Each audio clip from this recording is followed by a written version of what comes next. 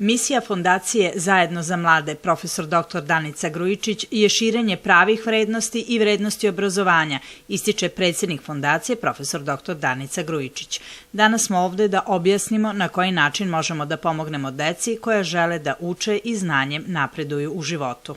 Želim da objasnim deci i ono što je najvažnije učiteljima, nastavnicima i profesorima kako da aplikuju, koga da prijavljuju. Što više novca budemo imali, što više sredstava budemo skupili, to ćemo većem broju dece moći da pomognemo, pa čak možda i za neke ne tako izuzetne rezultate kao što za početak to mora da bude. Jer to moraju da budu deca koje imaju ne samo odličan uspeh, ne samo da se bave naukom, ne samo da se bave sportom, nego moraju imati osjećaj za društveno odgovorni rad. I to su sve deca koje se bavi humanitarnim radom, koje su spremne da pomognu svojim prijateljima. Takva deca će naravno imati prednost. Fondacija Zajedno za mlade drži tribine i promoviše svoj rad širom Srbije, ali ova u Kruševcu jedna je od najposećenijih i sa najviše zainteresovanih mladih. Bila je iznenađena Danica Grujičić. Šta današnjim generacijama poručuje ovaj eminentni stručnjak, neurohirurg koja je više puta imala priliku da ode iz Srbije, ali je ostala da stvara i podiže nove generacije mladih ljudi željnih znanja.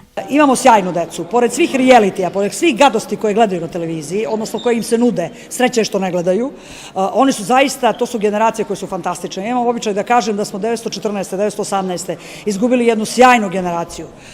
Prošlo je 100 godina, rodili su se ponovo i oni moraju da menjaju stvari u Srbiji. Mi, stariji, moramo da im pomognemo svojim znanjem, svojim umenjem, svojom energijom, čime god raspolažemo, ali oni moraju da budu ti koji moraju da kažu ja hoću da živim u jednoj normalnoj državi, neću da idem ovde, ovde sam rođen, uradio sam sve što je trebalo, daj mi posao.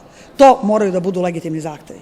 Na tribini u pozorištu, između ostalih predstavnika fondacije, vršnjake su pozdravili i članovi iz Kruševca, učenici gimnazije, ekonomsko-trgovinske i medicinske škole. Inače, na sajtu fondacije www.zajednozamlade.rs između ostalog nalazi se i uputstvo kako aplicirati za fondaciju.